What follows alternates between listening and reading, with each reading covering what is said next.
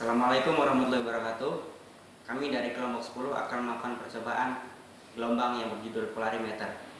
Perkenalkan, nama saya Bayu Prasetya, NRP 11131082 dan anggota kelompok kami. Nama saya Fira Herunisa, NRP 11131118. Nama saya Sana Arif Fajatika, NRP 11131088. Nama saya Aditya Sarajuni, NRP 11131018. Nama saya Nabi Huda, NRP 11131048. Nama saya Fasihulillah, NRP 11131080. Kesempatan kali ini saya akan menjelaskan latar belakang, tujuan, serta permasalahan dalam percobaan ini. Latar belakang pada percobaan ini adalah cahaya adalah salah satu sumber energi yang sangat penting di dunia ini. Bisa sebagai sumber solar cell, sumber energi listrik, terus bisa menjadi salah satu alat fotosintesis pada tumbuhan. Cahaya sendiri itu mempunyai salah satu sifat, yaitu dapat terpolarisasi. Nah, pada percobaan ini kita akan melihat bagaimana cahaya itu terpolarisasi. Adapun tujuan dari percobaan ini adalah untuk mempelajari prinsip polarimeter, terus dapat mengukur sudut putar jenis larutan gula sebagai fungsi konsentrasi, dan adapun menentukan konsentrasi larutan gula dengan polarimeter.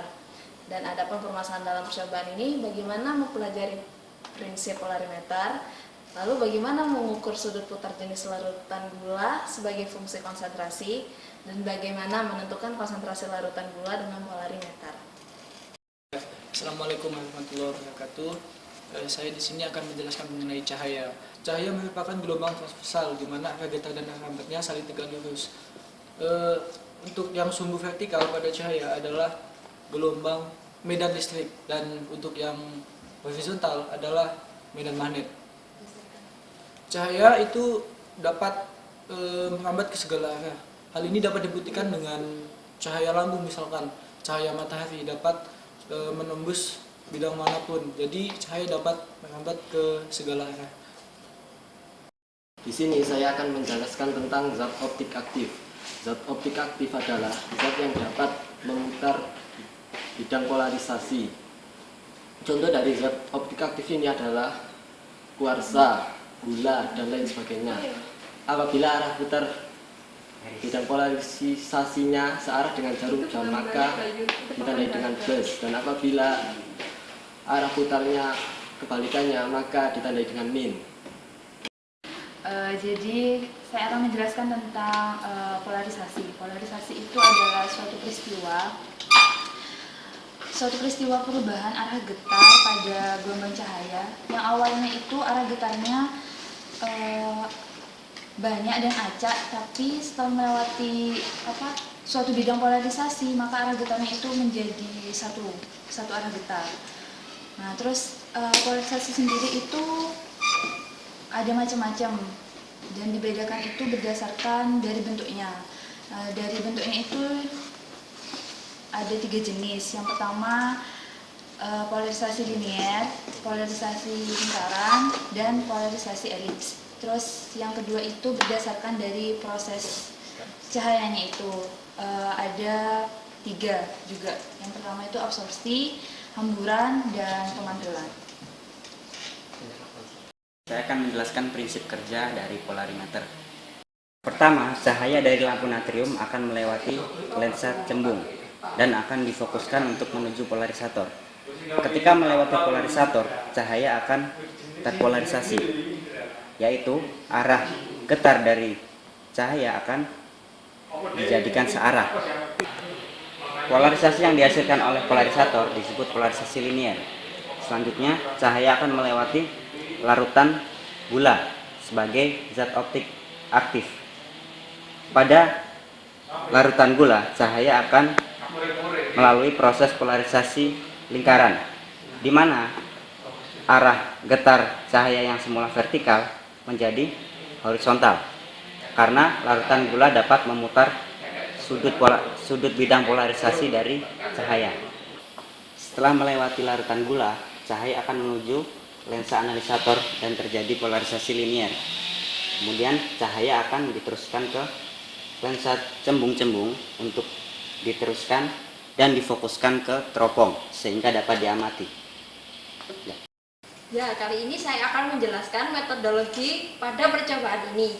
Alat dan bahan yang digunakan adalah adalah neraca untuk mengukur massa gula. Di sini ada gula untuk variasi zat yang digunakan. Ini ada gelas beker yang digunakan untuk melarutkan gula dan air.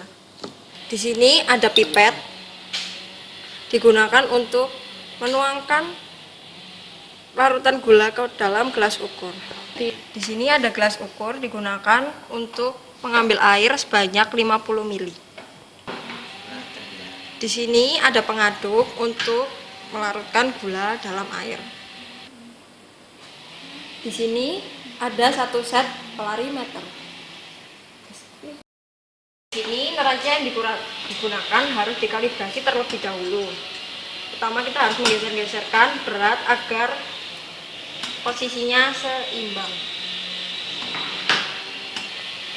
Setelah dikalibrasi, kita ambil sedikit gula, lalu kita timbang seberat 0,5, 1,25, dan 2 gram. Sudah. Setelah kita timbang gulanya, kita ambil air dan kita ukur dalam tabung ukur sebanyak 25 ml.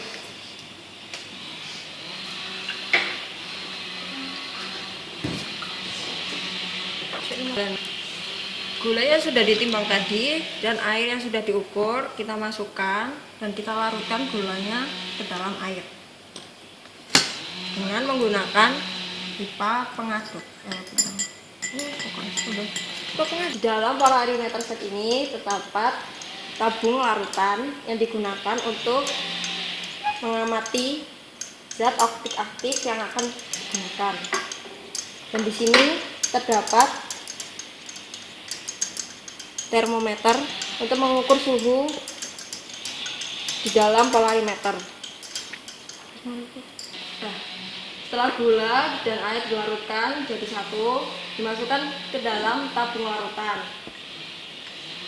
hingga tidak ada udara yang masih tersisa di dalam tabung.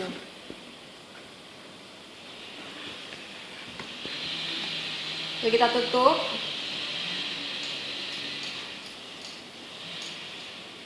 Kemudian diletakkan ke dalam polarimeter.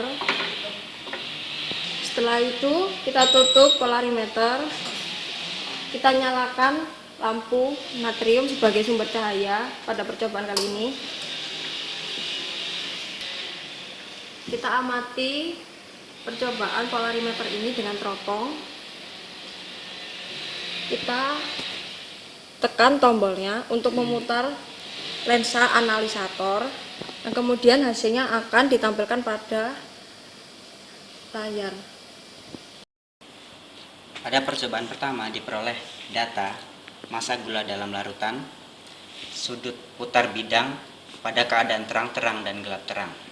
Kemudian akan dicari nilai sudut putar jenis larutan gula dengan persamaan berikut, di mana alfa adalah sudut putar jenis larutan gula, delta C adalah selisih antara sudut putar bidang pada keadaan terang-terang dan gelap terang, C adalah konsentrasi larutan gula, dan L adalah panjang tabung larutan. Pada percobaan kedua, Peroleh data sudut putar bidang pada keadaan terang-terang dan gelap terang untuk larutan gula dengan massa yang tidak diketahui. Kemudian dari data ini akan dicari nilai konsentrasi gula dalam larutan. Digunakan persamaan berikut, di mana nilai alfa untuk suhu 20 derajat Celcius adalah 66,25 cm persegi derajat Celcius per gram. Nah, setelah diketahui nilai alfa, maka dimasukkan ke persamaan ini untuk mendapatkan nilai konsentrasi gula dalam larutan.